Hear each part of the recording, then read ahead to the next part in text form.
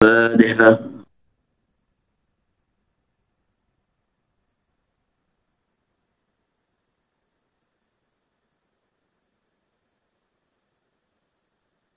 Bismillahirrahmanirrahim. Nahmadu wa nusalli wa nusallimu ala rasulil karim. Faslun istiqbalu qiblati syaratun li salatil qadiri. Menghadap kiblat adalah syarat sahnya salat bagi orang yang mampu menghadap kiblat. Istiqbalu qiblati syaratun li salatil qadir ila bi syiddatil khawfi wa naflis safari. Menghadap kiblat ini adalah syarat sahnya salat bagi orang yang mampu menghadap kiblat, kecuali dalam kondisi sangat ketakutan atau sholat sunnah di dalam perjalanan.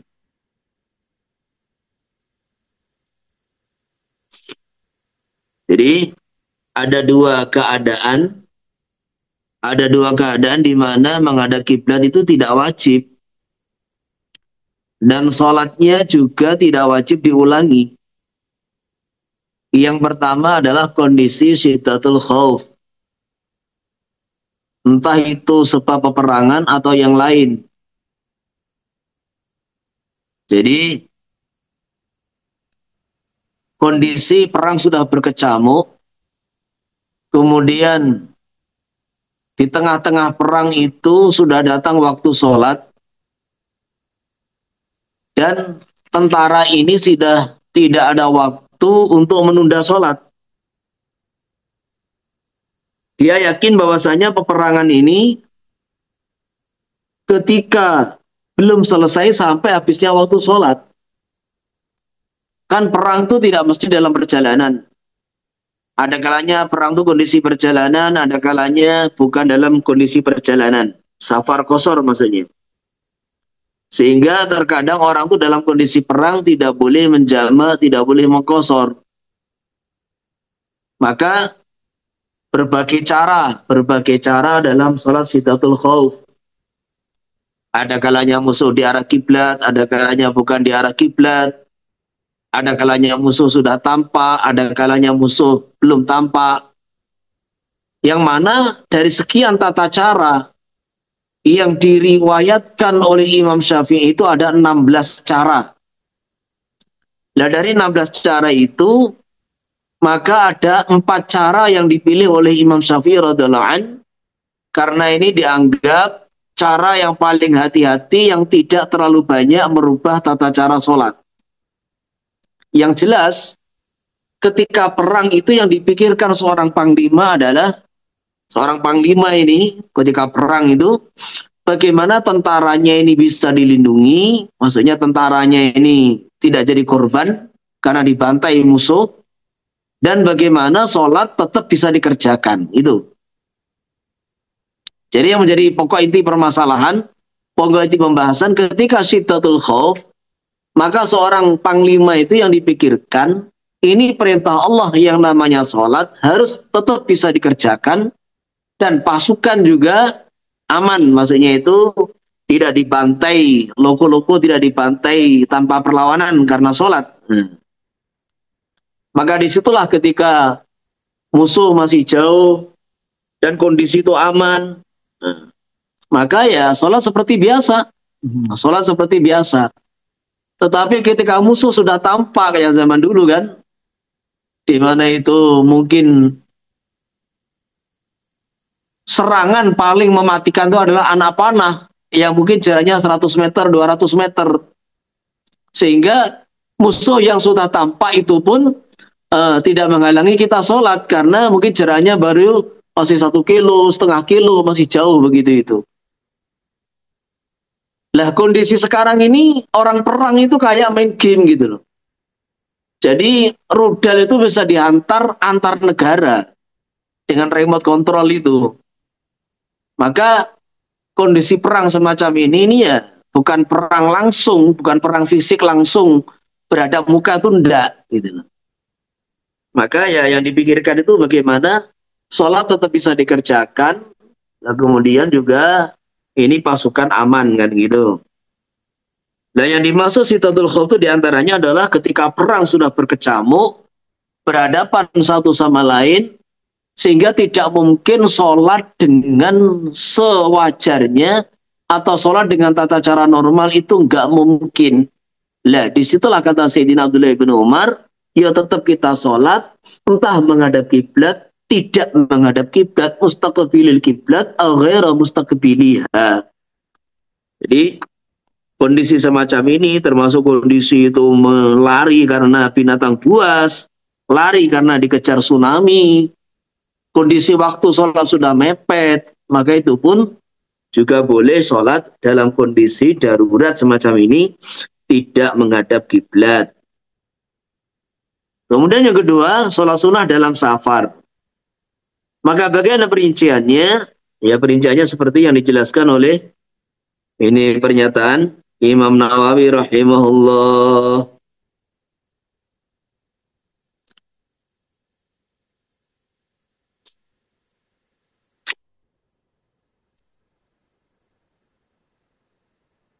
Walil musafiri, maka boleh bagi musafir at-tanafulu raqiban wa masyian, mengerjakan sholat sunnah dalam kondisi di atas kendaraan, naik kendaraan ataupun berjalan kaki. Wala yustaratu tulu safari alal masyhuri, tidak disyaratkan safarnya harus perjalanan jauh menurut pendapat Imam Syafi'i yang diunggulkan. Jadi orang Teboro pergi ke Maspati, pergi ke Madiun. Nah, ini ketika sudah keluar daripada batas kampungnya, orang Temboro sudah sampai ke Winong gitu, lah itu sudah boleh sholat sunnah di atas kendaraan, entah kendaraan roda 4, kendaraan roda 2, dua-duanya boleh. Baik, karena istiqbal uraqibi fi marqadin. Kalau mungkin orang yang naik kendaraan di atas marqad, marqad itu ya tempat tidur di atas onta itu. Wa itmamu ruku'ihi wa sujudihi. Kalau mungkin menghadap kiblat bagi orang yang naik kendaraan di atas naik kendaraan di atas tempat tidur yang ada di atas punggung onta, dan mungkin menyempurnakan ruku sujudnya, lazimah muga wajib opo menghadap kiblat dan ruku sujud secara sempurna.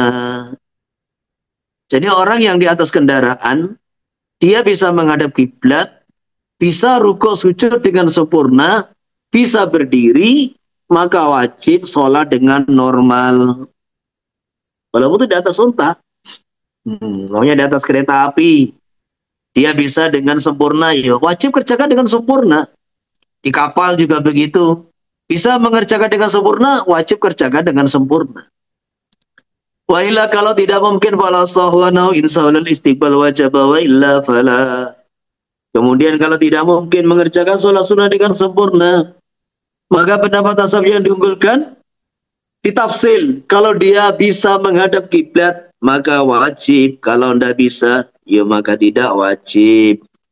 Wa yatasu bitaharumi, maka menghadap kiblat tidak diwajibkan di seluruh sholat, hanya ketika takbiratul ihram saja. Wakil istaratu bisalami adhan.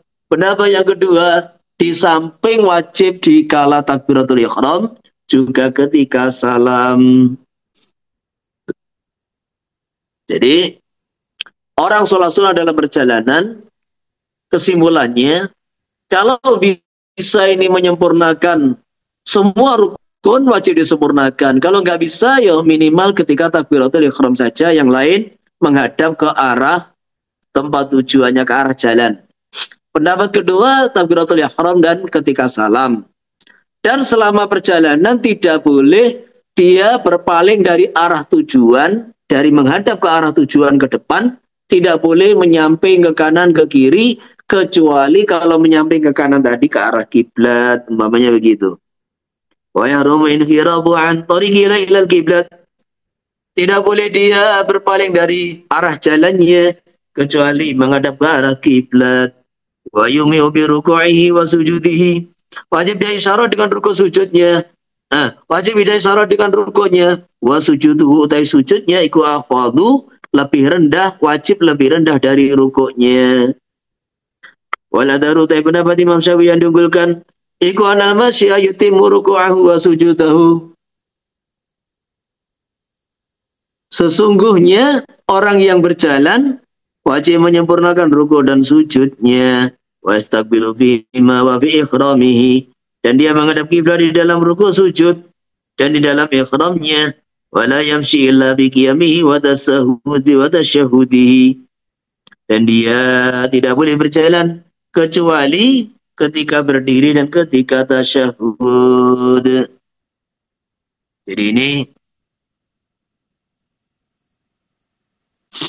Allah.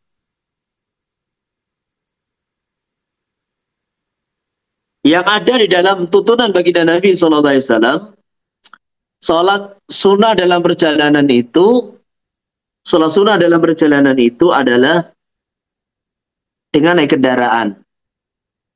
Jadi ini tolong bisa dipahami baik-baik. Zahirul hadis, baginda Nabi selama perjalanan itu tidak pernah mengerjakan sholat sunnah. Tidak ada satupun riwayat beliau mengerjakan sholat sunnah rawatib di dalam perjalanan kecuali qabliyah subuh dan sholat witir. Jadi yang sholat yang tidak pernah ditinggalkan baginda Nabi SAW, baik dalam safar ataupun dalam hadar, adalah qabliyah subuh dan sholat witir. Adapun sholat-sholat rawatib yang lain, maka ini selama mengadakan perjalanan itu tidak beliau kerjakan. Yang ada dalam banyak riwayat beliau yang mengerjakan zuhur, asar di jamak, di qashar, maghrib, isya di jamak, isyanya di qashar, itu aja. Sehingga sebagian ulama sampai tingkatan itu mengingkari sholat rawatib dalam perjalanan. Ini sebagian ulama. Nah, kemudian mazhab Syafi'i dan juga mazhab jumhur ulama mengatakan karena ada beberapa riwayat bahwa baginda Nabi SAW dalam perjalanan itu adalah sholat sunnahnya di atas kendaraan. Di mana ini ada beberapa riwayat beliau sholat sunnahnya di atas kendaraan menghadap searah jalan tujuannya, maka ini banyak yang memahami, terutama mazhab Syafi'i, bahwa sholat sunnah rawatib tetap sunnah dikerjakan walaupun dalam perjalanan. Karena banyak sekali riwayat, ada beberapa riwayat, beliau sholat di atas kendaraan, itu dipahami bahwa itu memasukkan sholat rawatib begitu itu. Maka ini mengambil ya keumuman hadis begitu. Walaupun tidak dijelaskan itu yang dikerjakan baginda Nabi SAW di atas kendaraan itu apakah sholat rawatib atau nafil mutlak atau sholat qiyamul lail atau apa, tidak dijelaskan. Tetapi ulama-ulama mayoritas termasuk mazhab Syafi'i memahami bahwa sholat rawatib ini tetap dianjurkan bagi orang yang sedang mengadakan perjalanan. Dan tata caranya dilonggarkan, yaitu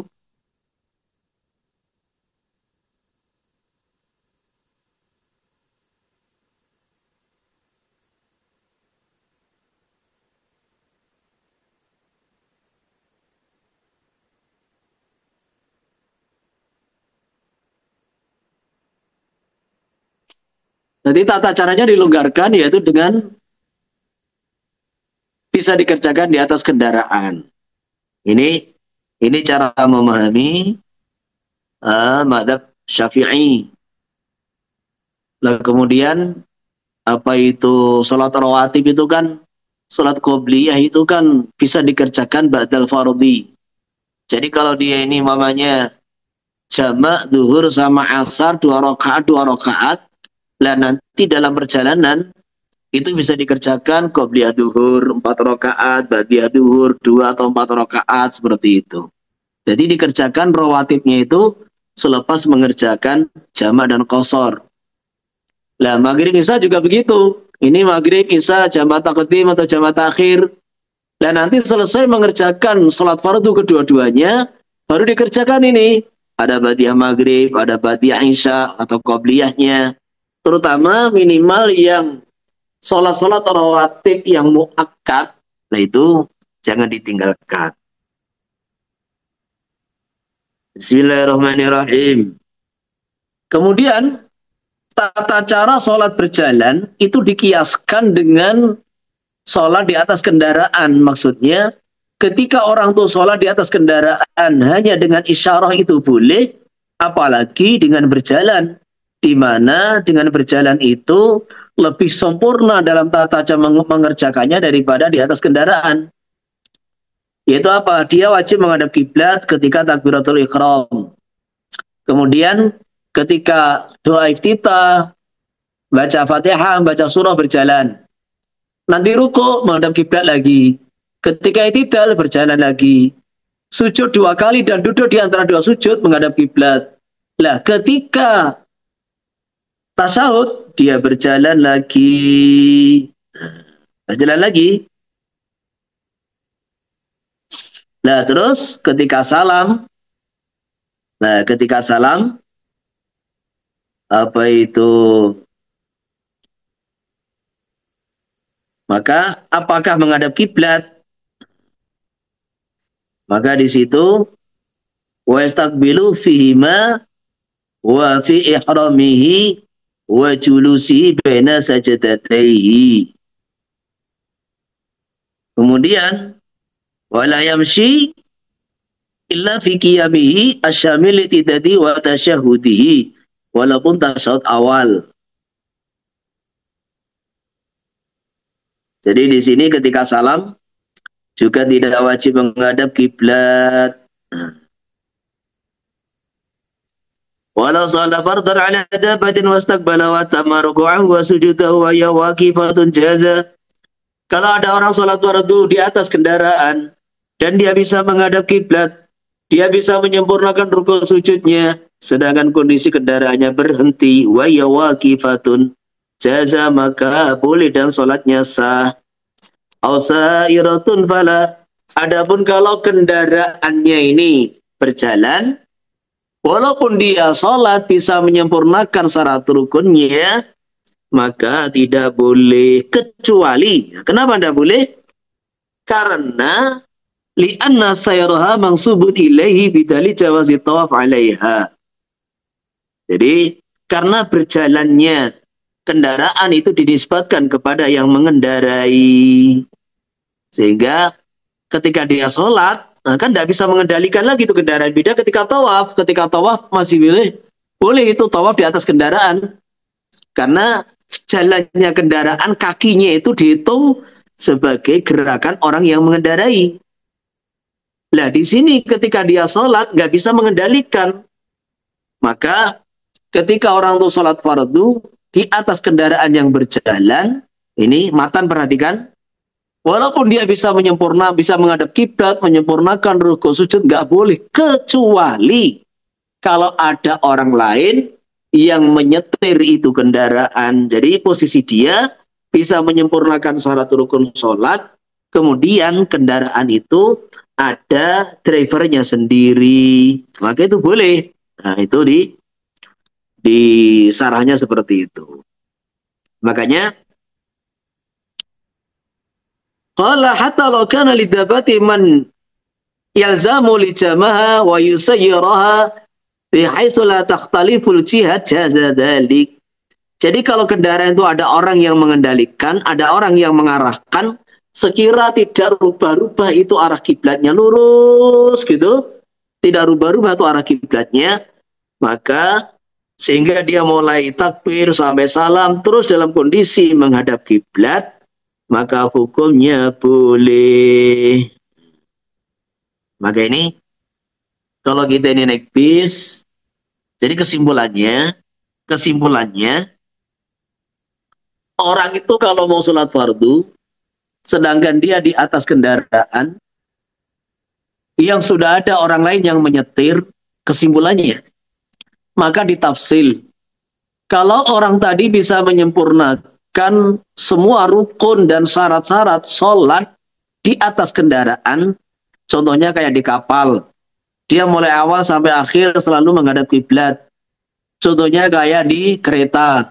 Maka kalau mau sholat di kereta, ini dicek. Posisi kereta itu sekitar jarak mamanya itu 5 menit ke depan. Jadi mulai takbir sampai 5 menit ke depan tuh dicek. Apakah realnya itu belok apa tidak. Kalaupun belok dikit apa belok banyak. Nah ini diperhatikan. Jadi kalau istilahnya itu kecepatan kereta yang kita naiki itu, kita mulai sholat biasanya kan cuma 5 menit itu. Mulai sholat sampai salam, itu diyakini bahwa kereta itu tidak akan berubah haluan, berubah arah. Maka sholat kita sah. Sholat kita sah. Ini kalau kita bisa menyempurnakan secara rukun sholat. Lah kalau ternyata kita nggak bisa, contohnya kayak di bis, maka wajib turun. Jadi makanya kalau kita ini mau mengendarai bis itu, pertama yang harus kita perhatikan mengendarai bis. Nah, ini kira-kira nanti di mana kita sholat. Di mana kita sholat? Nah, termasuk terutama sholat subuh. Nah, ini pengalaman kita ini kalau kita ngendarai bis, terkadang ini sopirnya nggak paham, maka ya kita hadiah Fatihah lah, dihadiah Fatihah atau apa amalan supaya ini bisa kita tawar untuk memberhentikan kendaraan guna kita sholat. Karena pernah saya dulu waktu ke Cikampek itu sama satu santri gitu. Ini sudah subuh. Maka saya bilang, santri kamu ke depan bilang sama sopir kita boleh tidak turun sholat ini. Ternyata dia ke sana sampai 2 kali nggak berhasil. Kata sopirnya ini penumpangnya banyak, kita nggak enak sama yang lain. Nah, maka akhirnya saya sendiri maju ke depan. Fatihah dulu. Akhirnya saya bilang, Pak, kenapa kita ini turun sholat? Cuma 5 menit aja nggak boleh. Maka apa kata sopirnya? Sudah mau habis ini. Maka apa kata sopirnya? Saya juga sholat Pak Ustadz. Kata saya pernah tanya sama seorang Ustadz, boleh di bis itu sholat sambil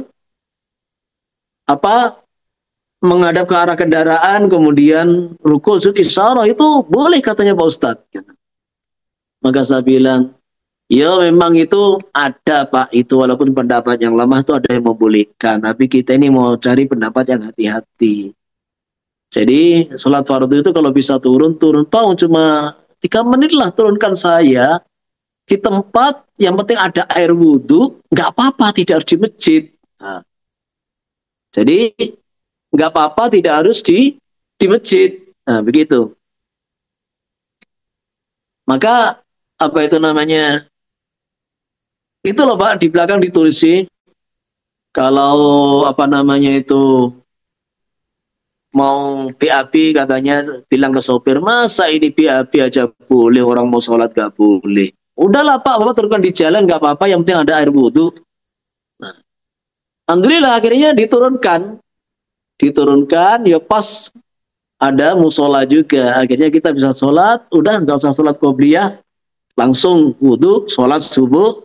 Nah, ya nggak ada masalah akhirnya gitu loh, nggak ada masalah. Jadi saya berkali-kali begitu naik beberapa bis itu. Maka pernah itu ada satu kejadian itu kan, apa itu, Gus Susum itu pernah sama siapa gitu dari Jakarta. Ternyata bisnya nggak mau turun. Ya sudah, akhirnya turun dari bis, sholat subuh, terus ganti di Ngawi itu ganti bis Sumber Kencono itu. Karena bisnya nggak mau turun, langsung ke Madiun begitu. Maka ketika turun di Manisrejo, itu sudah ketemu Romo Kiai Uzairun rahimahullah, apa yang pertama kali ditanyakan beliau? Kamu tadi sholat subuhnya di mana? Jadi kamu tadi sholat subuhnya di mana? Jadi makanya apa itu sholat fardu ini ketika kita yakin bahwa di atas kendaraan itu memang nggak bisa, harus turun, harus turun. Nah terus sekarang bagaimana kalau di atas pesawat itu khilafiyat? Jadi kalau mengikut fatwanya siapa itu Syekh Ismail Zain Al-Yamani Al-Makki itu memang berat. Beliau telah meneliti di kitab-kitab Madzhab Syafi'i bahwasanya sholat fardu itu harus istiqrar. Istiqrar itu maksudnya harus di atas medan atau benda yang melekat dengan bumi. Jadi orang yang sholat itu entah di bangunan, entah itu di kendaraan, yang penting melekat dengan bumi. Jadi kalau sholatnya di awang-awang itu walaupun bisa menyempurnakan syarat rukun, maka itu tetap wajib mengulangi. Nah ini fatwanya Syekh Ismail Zain Al-Yamani itu. Cuma ini ya sebetulnya terlalu berat lah ini, terlalu berat. Makanya kita naik pesawat itu istilahnya pertama yang harus kita perhatikan ini kata Mas Syekh kita. Jadi dalam kita safar itu dua perkara yang harus kita perhatikan. Nanti kita makannya bagaimana dan sholatnya itu bagaimana. Di jamak, takdim, atau jamak takhir, nah, atau bagaimana. Ini harus sudah diputuskan sebelum mengadakan perjalanan. Maka kita ini mau naik pesawat itu harus ketika pilih-pilih tiket itu harus betul-betul dipertimbangkan itu kira-kira sholatnya di mana. Kalau cuma jarak-jarak dekat, jarak domestik, ya insya Allah lah itu bisa di jamak takdim. Kayak dulu itu kita pernah umroh sama rombongan itu berangkat dari Surabaya ternyata ini jam 12 siang. Sehingga akhirnya apa? Dan sampai Saudi itu maghrib. Sehingga kalau kita ini tidak sholat jamak takdim di Surabaya, akhirnya zuhur asarnya di atas pesawat, umpamanya begitu. Nah, akhirnya ya sebagian ada yang sholat di Surabaya sambil menunggu keberangkatan itu, ada yang sholatnya di atas pesawat. Lah, ketika sholat di atas pesawat tidak bisa menyempurnakan, nah ini kalau sudah darurat ini, sopirnya nggak mau turun kalau di pesawat, apalagi nggak mungkin. Di pesawat tidak mungkin ini orang turun. Makanya ya kita sholat sebisanya. Sholat sebisanya. Wudhu, pakai air, disemprot atau bagaimana, di toilet juga bisa. Dan nanti ketika sudah sampai tujuan, maka itu harus kita ulangi. Kenapa kita ulangi? Karena kita sholat di atas pesawat itu adalah lihormati waqt, tidak bisa menyempurnakan syarat rukunnya. Dulu kita awal-awal di Qatar itu juga kita sholat dengan ruko sujud itu nggak ada masalah. Umpamanya kita nggak usah ikut Syekh Ismail Zain Al-Yamani lah, umpamanya yang mewajibkan i'adah itu. Kita sholat di atas pesawat, tahu arah kiblat mana. Yang penting ini bisa menghadap kiblat, qiyam, ruko, sujud sempurna. Ya sudah, ini ya sebagian ulama mengatakan nggak perlu diulangi. Maka di sebagian pesawat-pesawat Saudi Arabia itu malah ada musolanya begitu. Maka ini seandainya kita ambil pendapat yang istilahnya tengah-tengah lah, nggak terlalu berat. Yang penting walaupun di atas pesawat tidak melekat dengan bumi, kita bisa menyempurnakan syarat rukun ya sudah. Ini nggak perlu diulangi. Tapi kalau nggak bisa ya maka harus diulangi begitu itu. Ini sudah darurat. Karena kalau kita perjalanan jarak jauh, terutama perjalanan pulang itu dari Saudi ke Indonesia, dari Saudi ke Kuala Lumpur, itu mesti ada sholat yang tidak bisa tidak kecuali dikerjakan di atas pesawat. Nah, disitulah diantisipasi, terutama sholat subuh. Nah, sholat subuh itu kalau kita perjalanan ke timur, itu waktu yang biasanya 1 jam bisa jadi tinggal setengah jam. Sehingga banyak orang tuh umroh, orang tuh haji, kok perjalanan malam itu subuhnya tuh kelewatan. Banyak itu. Jadi tidak memperhatikan waktu-waktu subuh itu. Tetapi kalau perjalanan kita ke barat, waktu jadi panjang itu. Jadi mamanya waktu subuh itu biasanya 1 jam itu bisa jadi 2 jam itu karena kita menjauh daripada matahari sehingga waktunya jadi panjang. Nah, ini pengalaman apa itu sholat di atas kendaraan. Tapi seumpama kita mau cari qaul dhaif, ada ndak ulama yang mengatakan bahwasanya kita ini sholat dengan isyarat sholat wajib. Sholat wajib karena darurat, nggak berani turun, nggak boleh turun oleh sopirnya. Akhirnya sholat subuh di atas bis atau sholat di atas pesawat dengan isyarat. Ada ndak ulama yang mengatakan tidak wajib diulangi? Ada. Jadi itu di tafsir itu sudah saya nukil di antara yang mengatakan bahwa orang yang sholat wajib di atas kendaraan dengan isyarat tidak wajib diulangi. Orang yang sholat li hurmatil waqt tidak wajib diulangi adalah Imam Muzani, yaitu muridnya Imam Syafi'i radhiyallahu anhu. Bismillahirrahmanirrahim. Wa man sholat bil Ka'bah istaqbala jidaraha aw babaha. Barang siapa sholat di dalam Ka'bah dan dia bisa menghadap temboknya atau pintunya, martutan kondisi pintunya ditutup. Aw maftuhan martifai atabatihi sulusai dira'in, atau pintunya dibuka sedangkan itu ada apa? Atabah itu satu gundukan di bagian bawah pintu. Jadi pintunya dibuka, tapi di bawah pintu itu ada satu gundukan yang tingginya 2/3 dhira', yaitu sekitar 32 cm. Jadi ada gundukan di bawah bagian bawah pintu. Dia menghadap ke situ. Awala satahiyya mustaqbilan min bina'iha ala min bina'iha ma sabaqa, atau ini sholat di atas telotengnya Ka'bah. Mustaqbilan min bina'iha, halih menghadap dari bangunan Ka'bah ma'ing bagian-bagian yang telah lewat, yaitu menghadap temboknya maksudnya atau tiangnya. Jaza maka boleh. Wa man amkana ilmul qiblati harum 'ali taqlidu wal ijtihadu. Jadi untuk mengetahui arah kiblat itu ada tingkatan-tingkatan. Yang pertama kita melihat langsung ke arah Ka'bah, yakin. Yang kedua kita punya sangkaan kuat dengan cara ijtihad.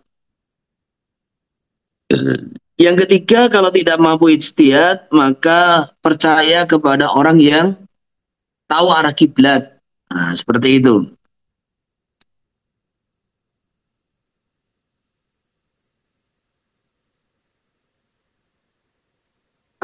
Kalau dia tidak bisa yakin maka menerima berita dari orang yang melihat kiblat secara yakin begitu. Wa man amkanu ilmul kiblat yahrum 'alaihi taqlidu wal ijtihadu. Barang siapa bisa meyakini arah kiblat maka haram bagi dia berijtihad. Wa ila kalau tidak bisa yakin ya akhadha bi qawli thiqatin yukhbiru 'an ilmin. Maka mengambil ucapan orang yang bisa dipercaya yang dia menyampaikan berita berdasarkan yakin arah kiblat. Fa in faqada, kalau dia tidak menemukan orang thiqah yukhbiru 'an ilmin wa amkana al-ijtihadu, dan dia mampu berijtihad, maka haram bagi dia harumat taklid, haram taklid pada orang lain. Fa in tahayyara lam yuqallid fil adhari wa shalla kaifa kana wa yaqdi. Kalau orang dia ini mampu berijtihad, ternyata ijtihadnya tidak membuat kesimpulan. Jadi ijtihadnya tidak menghasilkan kesimpulan arah kiblat itu mana. Dia bingung. Maka tetap tidak boleh taklid kepada orang lain. Taklid itu maksudnya apa? Taklid itu mengikuti pendapat orang lain, sedangkan orang lain tadi mengetahui arah kiblat juga dengan ijtihad. Maksudnya begitu loh. Jadi orang yang mampu berijtihad arah kiblat tidak boleh taklid. Ini bedanya taklid dengan akhadha biqali siqatin yukhbiru an ilmin. Jadi kalau orang lain itu melihat sendiri siapa lo kiblat, aku tahu sendiri itu lo kiblat. Nah itu tampak itu. Tower Zam-Zam itu tampak. Nah itu lo kiblat. Nah ini namanya bukan taklid. Percaya kepada orang yang tahu betul arah Ka'bah, itu bukan taklid. Taklid itu kita nggak mampu berijtihad, kemudian terus mengikuti orang yang orang lain tadi juga mengetahui arah kiblat dengan dhonni daripada hasil ijtihad. Makanya orang yang mampu ijtihad tidak boleh taklid kepada orang lain. Kalau dia ini bingung karena hasil ijtihadnya itu tidak menghasilkan kesimpulan arah kiblat arah mana, shalla kaifa syaa, kaifa akana, dia sholat terserah menghadap kemana, nanti wajib di qada sholatnya. Wa yajibu tajdidul ijtihad di kulli sholatin tahduru ala sahih. Dia wajib memperbaharui ijtihad untuk setiap sholat yang sudah masuk waktunya ala sahih. Jadi mamanya ini dia di tengah hutan, sudah masuk waktu sholat zuhur, maka dia wajib ijtihad. Oh, ke sana. Lah nanti ketika masuk sholat asar wajib ijtihad baru lagi, meneliti mana itu arah kiblat. Jadi yang pertama tingkatannya itu orang yang melihat sendiri arah kiblat. Yang kedua orang mengikuti berita dari orang yang melihat sendiri arah kiblat. Dan yang ketiga adalah ijtihad. Nomor 4, wa man ajaza 'anil ijtihad, barang siapa tidak mampu ijtihad wa ta'allamal adillah, dan dia mempelajari dalil-dalil kiblat, ka'ama seperti orang buta, qallada thiqatan 'arifan, maka dia boleh taklid kepada orang thiqah yang tahu arah kiblat. Lawain qadara, kalau dia mampu balasa wujubu ta'allum, kalau dia ini mampu belajar maka wajib belajar wa yahrumu. Wa man qadara wujuba ta'allumi, wa in qadara balasa wujubu ta'allumi, kalau dia mampu belajar maka dia wajib belajar, fa yahrumu taklid, maka haram taklid. Wa man shalla bil ijtihadi fatayaqana al khata'a qada bil adari, barang siapa salat dengan ijtihad kemudian meyakini ternyata salah, maka dia wajib mengqadha salatnya menurut pendapat Imam Syafi'i yang diunggulkan. Kemudian fil adhar menunjukkan pendapat kedua, tidak wajib diulangi karena dia sudah ijtihad. Kalau tayaqannahu biha, kalau dia meyakini arah kiblat biha di tengah-tengah salat, wajib pasti nafwa, maka wajib mengulangi salat dari awal. Lawa in taghayyara ijtihaduhu amila bisani wala qada'a, kalau berubah ijtihadnya entah itu di tengah salat atau selesai salat, ya amila bisani, maka dia ini mengamalkan ijtihad yang kedua. Entah di dalam salat, di luar salat, wala qada, dan dia tidak wajib qada. Hatta law salat 4 raka'atin li 4 jihadin bil ijtihad, sehingga seumpama dia ini salat 4 rakaat menghadap ke arah 4 arah yang berbeda, bil ijtihad, dengan cara ijtihad, fala qada, maka tidak wajib qada. Ini satu pernyataan fuqaha yang terkadang kita ini banyak salah dalam memahami. Jadi dari di awal sudah kita bahas tingkatan-tingkatan mengetahui arah kiblat. Bil yakin, melihat sendiri. Yang kedua yakin karena menerima berita dari orang yang siqah, yukhbiru an ilmin. Lah yang ketiga ijtihad. Nomor 4 baru taklid. Nah, maka kalau kita ini berada di Masjidil Haram, kita berada di Masjidil Haram, kemudian melihat itu Ka'bah, ya sudah itulah Ka'bah. Atau kita ini berada di dalam Masjidil Haram dan tidak melihat Ka'bah karena luasnya masjid sekarang, atau di halaman Masjidil Haram dan di situ ada garis shaf, maka wajib kita ikut garis shaf. Karena apa? Garis shaf itu tidak wujud dengan bim salah bim ada sendiri, tidak. Garis shaf itu digaris oleh orang yang siqah, yang mana disangka kuat, bahkan diyakini itu menghadap ke Ainul Ka'bah. Nah, ini ada alatnya itu untuk garis shaf itu. Jadi makanya orang yang sholat di dalam Masjidil Haram, baik itu di di dalam pelataran yang langsung lihat Ka'bah, atau dia di dalam Masjidil Haram, atau di halaman luar yang tidak bisa melihat Ka'bah, maka dengan dia ini mengikuti arah garis shaf, itu menghadap sesuai garis shaf, maka itu sudah bisa diyakini bahwa ini menghadap kiblat dengan yakin, tidak boleh berijtihad. Jadi nggak boleh berijtihad. Ini poin pertama. Nah, poin kedua, orang yang dia ini sholat umpamanya itu di Mekah atau jauh dari Masjidil Haram, di Mekah. Maka disitulah kalau dia ini mampu berijtihad, wajib ijtihad, maka mempelajari dalil-dalil kiblat bagi orang yang ada di hadar itu fardu kifayah, tapi bagi orang yang dalam safar itu menjadi fardu ain gitu loh. Fardu ain. Lah, contohnya sekarang.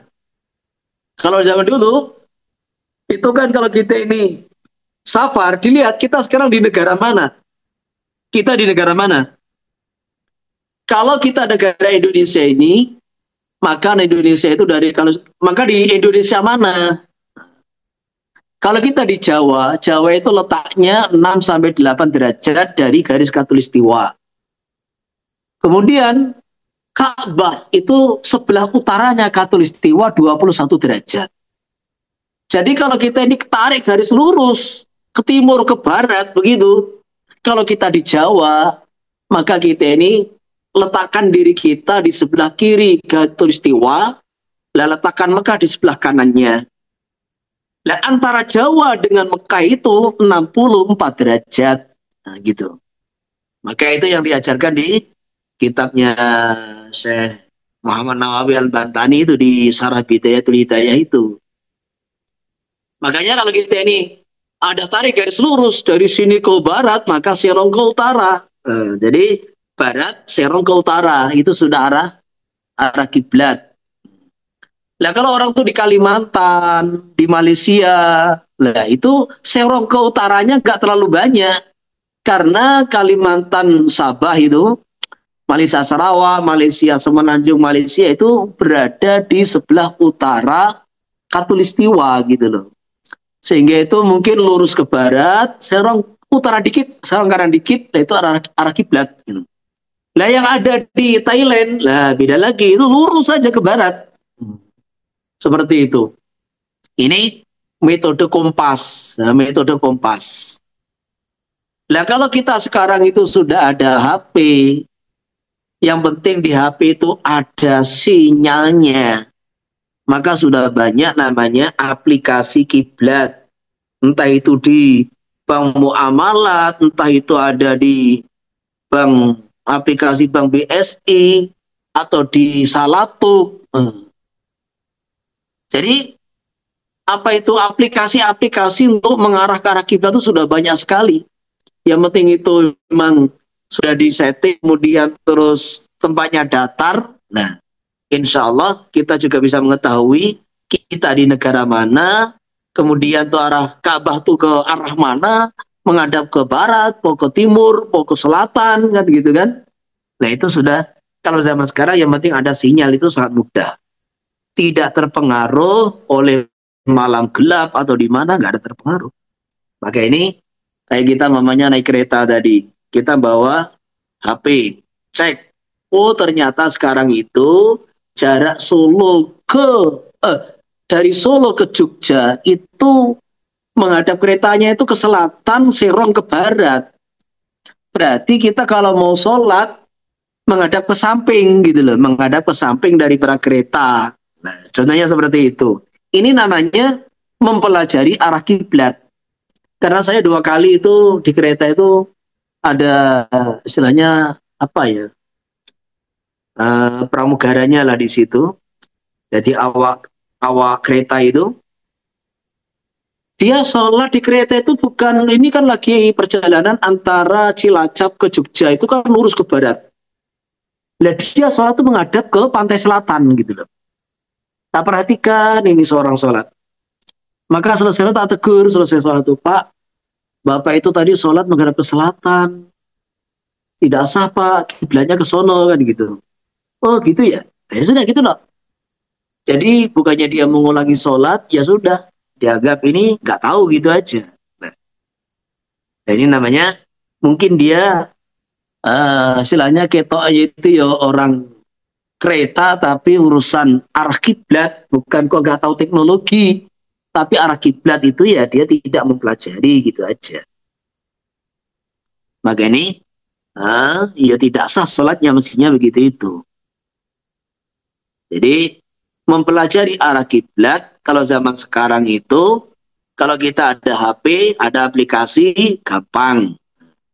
Nah kemudian kalau kita ini nggak ada aplikasi atau nggak ada sinyal, ya pakai kompas. Kalau nggak ada, bisa lihat itu. Terkadang kan itu, apa namanya, map Google itu terkadang walaupun tanpa ada sinyal itu bisa dipakai. Nah di situ kita bisa melihat kita sedang di negara mana, kemudian lihat mana arah barat, mana arah timur. Di situ di letak kita ada, lihat bangunan. Bangunan kita itu menghadap kemana. Dan disitulah kita akan tahu seharusnya kita menghadap kemana. Ini namanya ijtihad.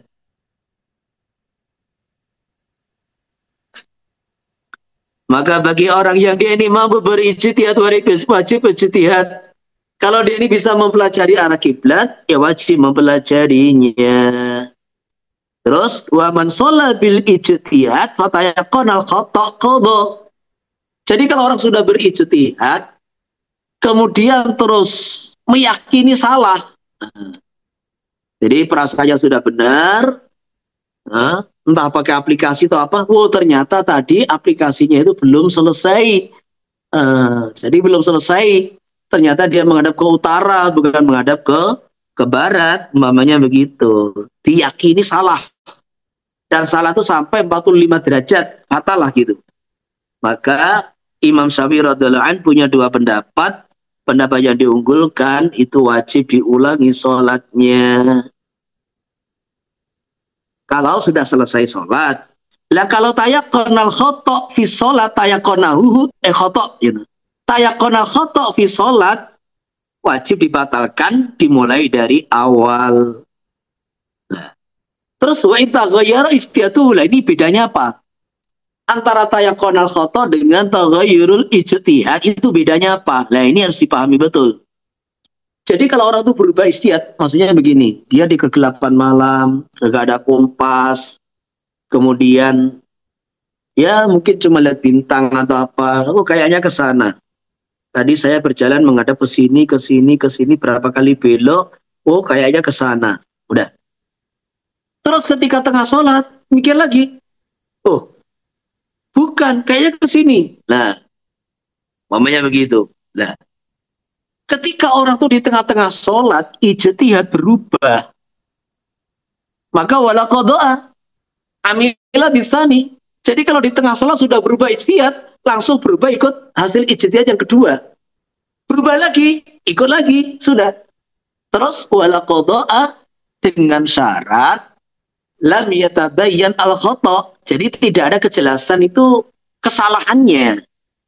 Karena apa? Karena ketika orang ijtihad yang pertama ke sana, ini yang mungkin benar, mungkin salah. Berubah ke sini, ini mungkin benar, mungkin salah. Berubah ke sono, ini yang mungkin benar, mungkin salah, gitu loh. Selama tidak tabayyunul khata', tidak diyakini itu salah, maka sholat dengan 4 arah tadi itu tidak wajib diulangi. Begitu pula tadi sholat duhur menghadap ke sana. Kemudian ketika ba'diyah duhur, kok menghadap ke sana. Nah, selama ini semuanya hasil ijtihad. Sholat duhur ke sana, sholat asar ke sana. Selama ini hasil ijtihad, terus tidak terbukti mana yang salah, maka sholatnya khalas, tidak wajib diulangi. Jadi, ini yang dimaksud taghayyara ijtihaduhu amila bisani wala qada'a. Hatta la sholat li arba'a raka'atin li arba'i jihatin mukhtalifah bil ijtihad fala qada'a. Jadi, karena ijtihad yang pertama, yang kedua, yang ketiga, yang keempat, ini sama-sama dhanniyat, sama-sama disangka kuat benar, dan sama-sama ada kemungkinan salah. Ini yang dimaksud al-ijtihadu la yunqadu bil ijtihad. Jadi ketika orang tuh ijtihad yang pertama menghadap ke sana ya sudah. Kemudian dia ijtihad kedua rubah ke sana ya sudah. Jadi apa arah yang dia kerjakan, yang dia amalkan dari hasil ijtihad yang pertama itu tidak bisa dibatalkan oleh ijtihad yang kedua. Tetapi ijtihad yang kedua wajib diterapkan untuk masa berikutnya. Nah, ini yang dimaksud al-ijtihad la yuqadu bil ijtihad. Nah, kemudian ternyata ijtihad lagi di tengah-tengah sholat berubah ke sana, ya sudah. Ini sholat rakaat pertama menghadap ke sana, tidak perlu dibatalkan.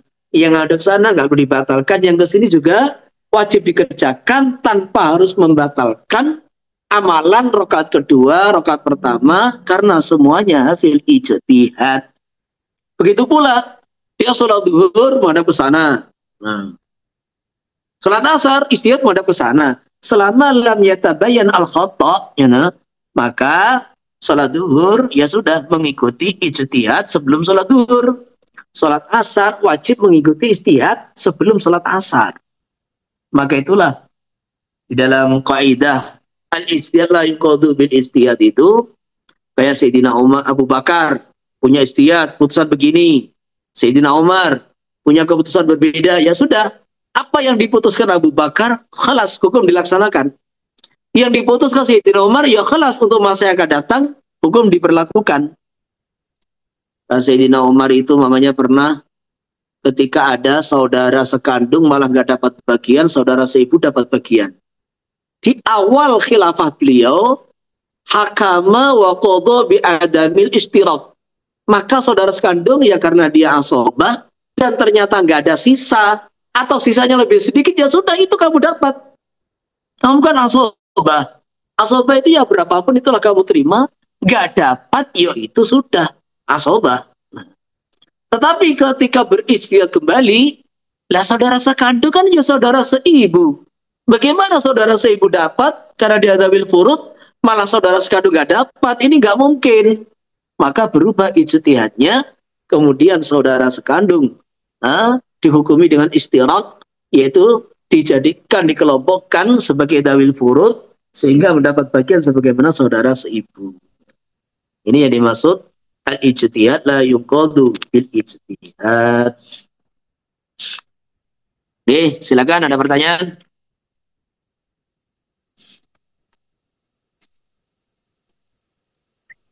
Assalamualaikum Ustaz. Assalamualaikum warahmatullahi wabarakatuh.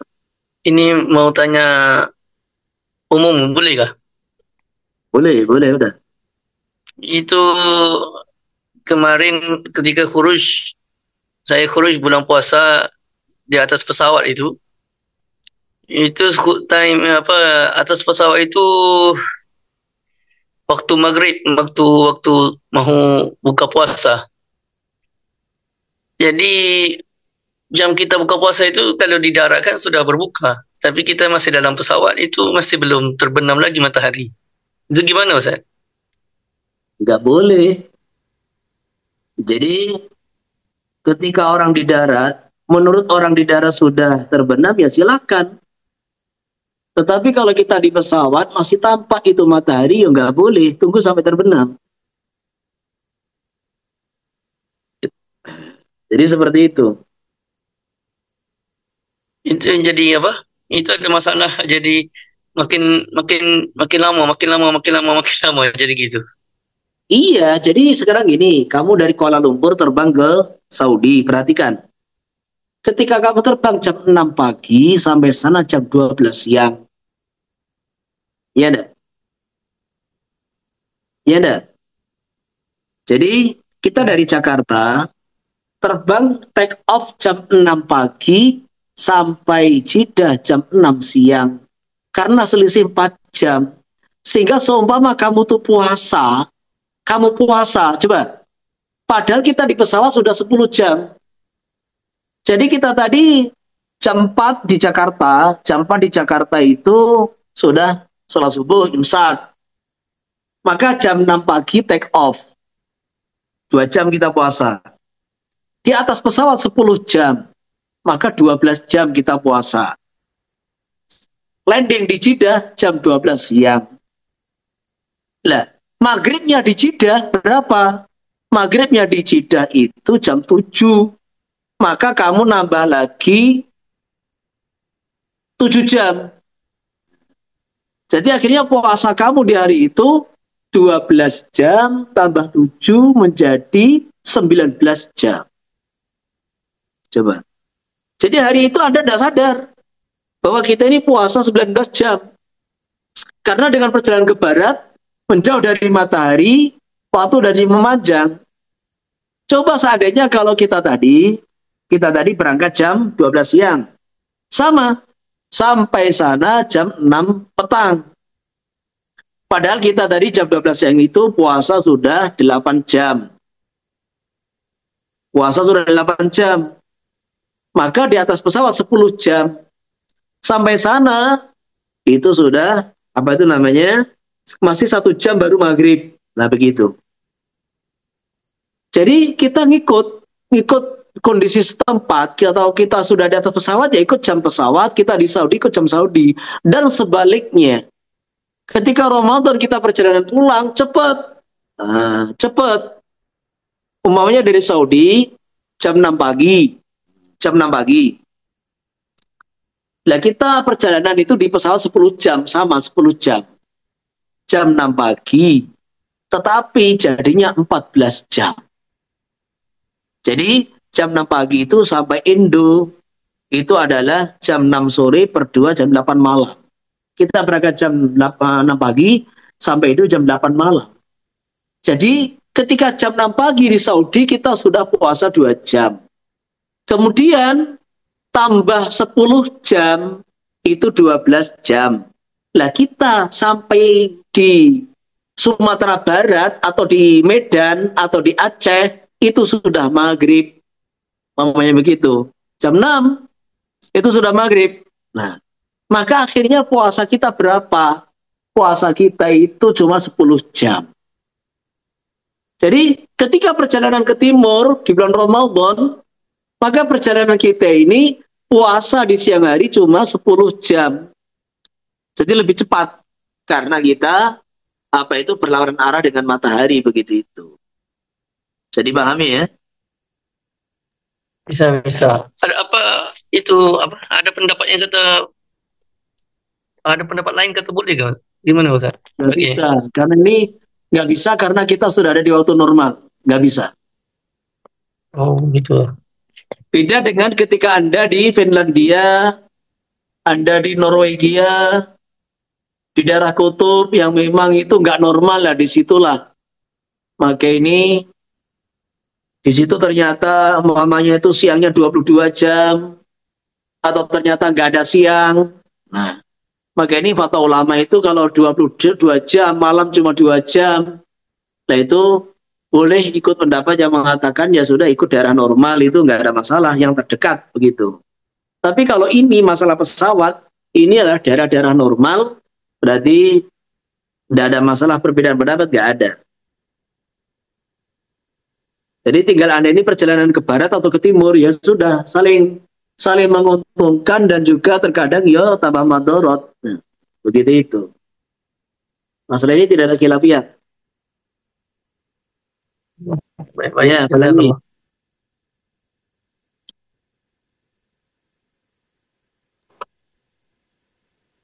Satu lagi Pak Kiai, boleh kah? Ya. Itu tadi ibarat kata malam yang terbajian al-khata' kan? Ya. Ya, itu ijtihad pertama sama ijtihad kedua dalam solat arahnya berlainan. Terus Ya. Ijtihad kedua tidak membatalkan ijtihad pertama, itu selama mana ijtihad pertama itu belum salah. Kalau sudah ternyata salah, ya wajib diulangi solatnya menurut pendapat Imam Syafi'i yang diunggah fil Azhar. Nah ini ada khilafiyat ini. Jadi muqabil Azhar itu kan juga udruknya tuh kuat, dalilnya kuat gitu loh. Jadi seumpama kita ambil pendapat kedua, nggak diulangi ya nggak apa-apa. Ini juga pendapat yang kuat. Tapi kalau diulangi itu lebih baik. Oke, baik. Jazakallah. Ya, apa lagi?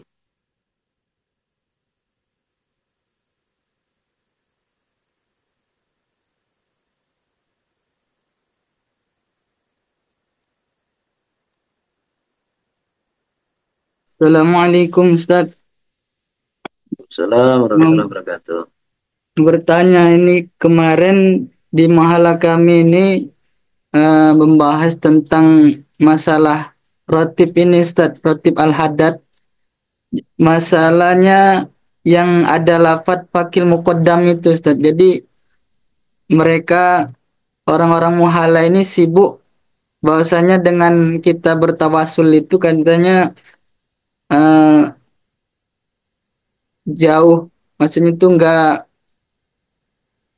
maksudnya gimana? Nggak perlu ditawasul seperti itu dalam masalah itu. Pertanyaan belum Menurut jelas gimana yang dimaksud. gini Ustaz, apa masalah nasab itu kemarin mereka sibuk mengurus itu. Jadi menurut Ustadz pandangan kita menjelaskannya bagaimana? Yang Ba'alawi itu Ustadz. Dengan rotib al-haddad itu ada hubungan tawasul dengan eh, nasab Ba'alawi itu Ustadz. Jadi gini ya, kita ini orang alim harus objektif, bukan main pukul rata begitu. Sekarang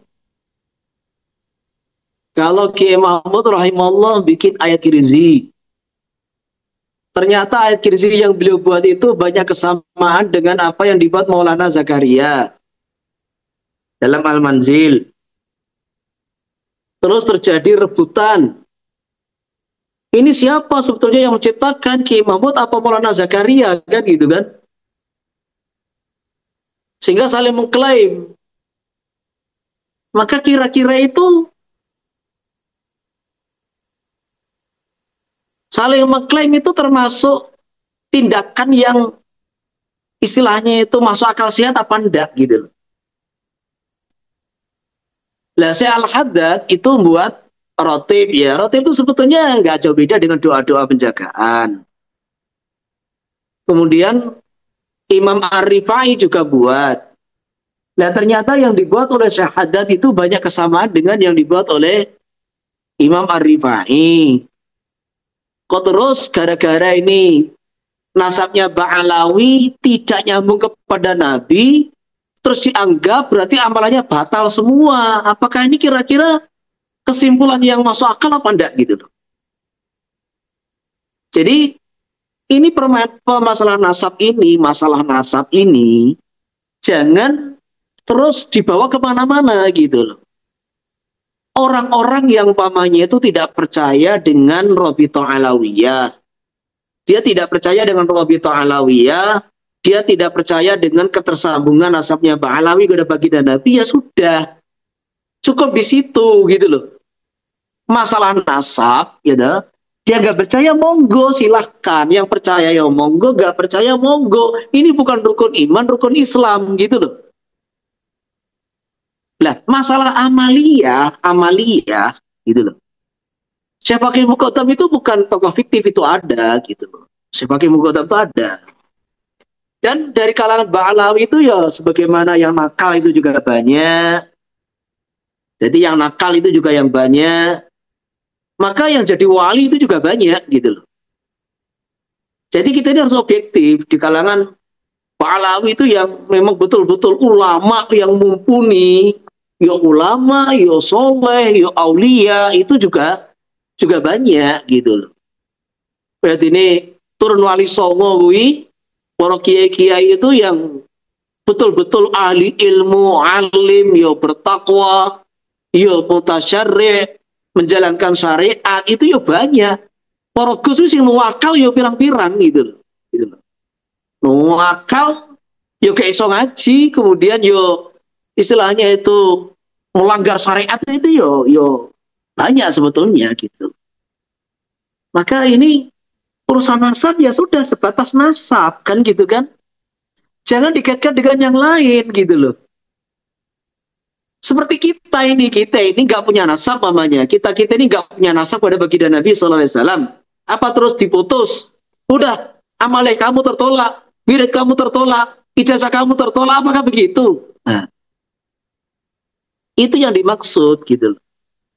Makanya istilahnya orang yang mengingkari nasab alawi nggak percaya ketersambungan dengan baginda Nabi SAW selama yang diajarkan sesuai syariat, yang diajarkan sesuai tuntunan baginda Nabi SAW, yang diajarkan adalah ayat-ayat Al-Quran sebagai doa penjagaan, ini hadisnya yone, kan gitu kan.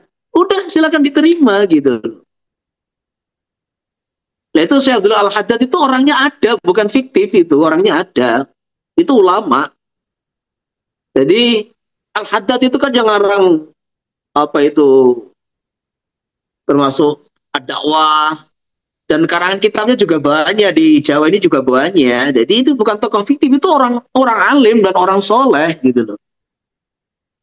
Jadi ketika Anda tidak mengingkari beliau sebagai cucu Nabi, ya sudah. Masalah amaliyahnya kalau memang itu ajaran Al-Quran, itu ajaran ada sunnah Nabi, udah diterima. Gitu loh. Jangan dikaitkan masalah nasab, berarti seluruh Ba'alawi ajarannya sesat semua. Ini jenenge wong ngawur. YouTuber ngawur kan gitu kan. Cuma ngeramikan media sosial gitu loh. Makanya ini kita harus objektif betul gitu loh. Walaupun ini orang awam, galengan bin galengan, coba orang Jawa, orang Kalimantan, bukan dzurriyyah Nabi, terus orang biasa banget gitu loh. Apakah ketika dia mengajarkan agama dengan ajaran yang benar, tolak nasabe bukan dzurriyyah Rasul, begitu? Ini penting begitu loh. Jadi apa itu beda urusan nasab, beda urusan ajaran agama gitu loh. Jadi itu Syekh Abdul Al-Haddad itu orangnya ada, karangan kitabnya itu juga banyak. Jadi kalau memang ajaran yang beliau sampaikan kok sama dengan ajaran ijazah dari Imam Ar-Rifai, ya sudah, berarti kan ada kesamaan. Sebagaimana ini ayat Kirzi, Al-Mangzil, ya juga sama dengan yang diijazahkan Ibnu Sirin kan gitu kan. Ya sudah, ada kesamaan gitu loh. Seperti menyentuh ini wiritan orang Sumatera dengan wiritan orang Jawa, Sulawesi kok sama ya amalannya. Ya sudah gitu loh. Ini siapa yang menciptakan ini wiritan ini? Orang Sumatera, apa Sulawesi, apa Jawa loh. Yang penting itu digolek dalili ada. Memang itu ajaran baginda Nabi SAW. Ya sudah, silakan diamalkan gitu loh. Silakan tawasul kepada gurunya masing-masing. Ini mau tawasul kepada Syekh Abdullah Al-Haddad, ya, silakan. Mau tawasul kepada Imam Ar-Rifai, silakan. Mau tawasul kepada Imam Nawawi, silakan. Nggak ada masalah. Jadi kita jadi orang ahli ilmu, jangan terbawa-bawa. Ada orang punya keburukan, semua kebaikan kamu kesampingkan. Nah gitu loh. Sebaliknya ketika kamu suka, semua keburukan kamu takwili. Jadi ada orang tuh, walaupun itu karena golongan nih, wis tunggal nasabe, walaupun kuwi maksiat, walaupun kuwi apa tak belani, iki jenenge asobiyah. Asobiyah. Itu bukan ajaran yang diajarkan oleh guru-guru kita, yang diajarkan oleh baginda Nabi Sallallahu Alaihi Wasallam. Jadi kalau orang tuh salah, iya, sampaikan tuh salah. Orang tuh melanggar syariat, sampaikan melanggar syariat, kan gitu kan? Makanya ini kesimpulannya itu masalah amalan Rotibul Haddad atau Rotibnya Syekh Ar-Rifai, ya silahkan. Mana yang kamu yakin, amalkan. Oh itu doa, isinya doa. Ada hadisnya, tidak bertentangan dengan syariat, gitu loh. Jadi mau lewati Imam Ar-Rifai, Syekh Al-Haddad, silahkan, gak ada masalah gitu. Jadi pembatalan nasab istilahnya orang yang tidak mengakui itu nasabnya Ba'alawi dengan ketersambungan baginda Nabi, ya minimal mereka kan juga keturunan orang-orang soleh, keturunan orang-orang alim, kan gitu kan. Banyak jajat mereka ini orang-orang alim, orang-orang soleh. Lihat ini cucunya itu nyeleweng, ya sudah, itulah ujian. Bani Israel itu juga itu putranya siapa? Nabi Yakub bin Ishak bin Ibrahim, coba. Jadi Bani Israel ini anak seorang nabi, kakeknya seorang nabi, buyutnya seorang nabi. Nah, gitu. Tidak ada, kata Nabi, nasab yang lebih mulia melebihi Al-Karim, Ibnul Karim, Ibnul Karim, Ibnul Karim.